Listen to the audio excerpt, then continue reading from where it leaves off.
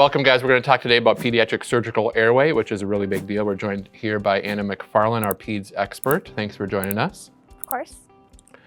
Let's start out with why you might need to do a surgical airway on a kid. Anna, what do you think?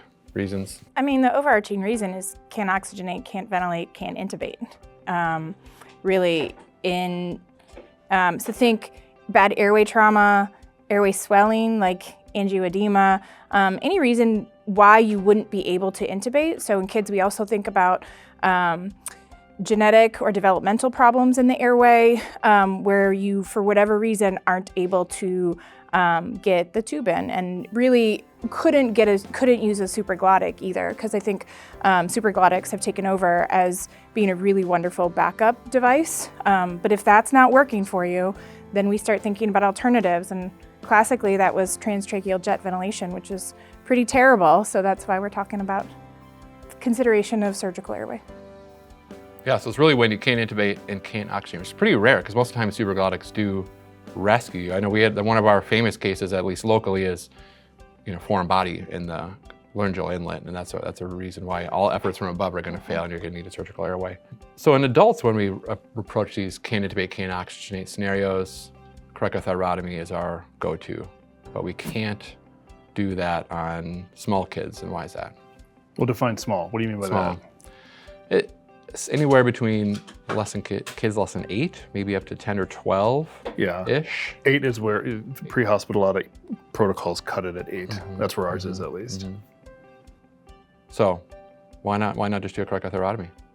Anna, what are your thoughts? So that cricothyroid membrane is just really too small to get a tube in most kids in that size. There's some other thoughts as well, just with that being the narrower part of the airway, that being an area where is especially prone to subglottic stenosis post-intubation or post-extubation, really. But the bottom line is it's just the cricothyroid membrane is much too small to actually get a tube through there. Yeah, so the height or the distance of the cricothyroid membrane is like only a couple millimeters in newborns, and only gets up to maybe 6 millimeters by age 8 to 10. So you're barely able to get adequate tubes through that space, and that's the main reason why you just can't use it for surgical access. So we gotta do something else, something in the trachea, like you said, jet ventilation or open procedure. So we'll cover that in a future video. Okay, so you can't do a cricothyrotomy, so you need to access the trachea. Jet ventilation is often taught, but has varying success. So another option would be open tracheostomy or surgical tracheostomy. What are your thoughts on jet ventilation? In some ways, it seems like it'd be easier. It's not. You really have to rig up a sort of mechanism by which to do this. So it usually involves a needle and then a specific size syringe and a specific size endotracheal tube adapter. And when you have a critically ill infant right in front of you, then all of those numbers fall out of your head. And if you don't do this regularly, it's something that it's just really hard to replicate in that emergent situation. Once you have it put together, you also then need special equipment in your ED to actually make it happen, the actual ventilation part through that device that you have now created. And at the end of the day, even if it is done correctly, it doesn't work that often. And so you're left with sort of classic teaching say you can't really do a surgical airway in those kids. That's what classic teaching says, and that you should do jet, but jet fails us a lot for a variety of reasons. Has anybody heard of or done a case of transtracheal jet ventilation that's worked? It's been done here at Hennepin, and it has worked in some adult cases.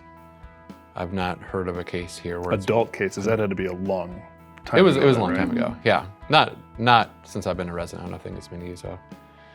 But the founder of our department, Ernie Ruiz, had us have this set up for years, including through the time I was training, the Moonlighters device, and it was a cobbled together, including blood pressure tubing and the other suction device to activate and deactivate the jet.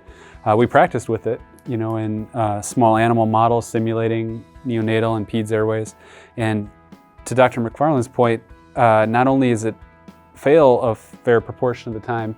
When it fails, it is catastrophic because you'll often insufflate the neck and make your anatomy totally unrecognizable when you convert to an open procedure. And so I totally agree that we should put that on the shelf and really practice and drill open technique. And we pulled that equipment 3 years ago now. It doesn't exist in our department anymore. Yeah, and if you look at the literature out there, there's no good literature on emergency surgical airways for kids, but what we do know about using jet ventilation in the operating room, even in elective cases, it's not 100% successful. Even in experienced hands, it's not successful. Even in adults, it can fail often. So like when you're doing this for the once or twice in your whole career, it's very unlikely to be successful, thinking about the equipment you need, the setup you need, and the procedural skill and how small their tracheas are. There's just too much luck involved, and I don't think we want to rely on any sort of luck or chance in this situation, which is why our approach at Hennepin is to do an open surgical approach. So who should be doing this open surgical approach? We obviously, any one clinician's maybe never going to do this on a patient. Shouldn't we get a specialist to maybe down in the emergency department? Anna, what are your thoughts?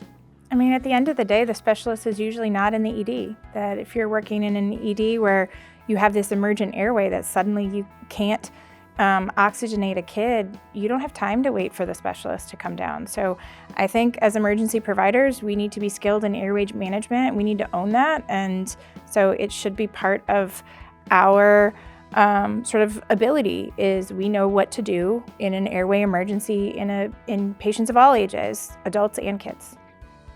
Yeah, I agree. I think anybody who is managing a pediatric airway should be responsible from start to finish.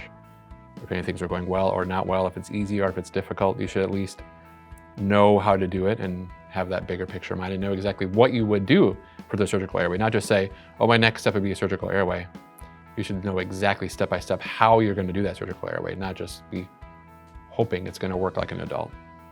I think we really strongly feel that the airway manager, the person that does laryngoscopy or uses RSI or is primarily responsible for the airway, probably has the best awareness and decisional making capability to decide when it's time to move to a surgical airway, because we know timing is really important. And if you wait for a specialist to arrive, or if you wait too long, if you wait for cardiac arrest, it's often too late. And so following your algorithm and initiating that at the bedside when it needs to be done is really important, likely by an emergency provider or physician.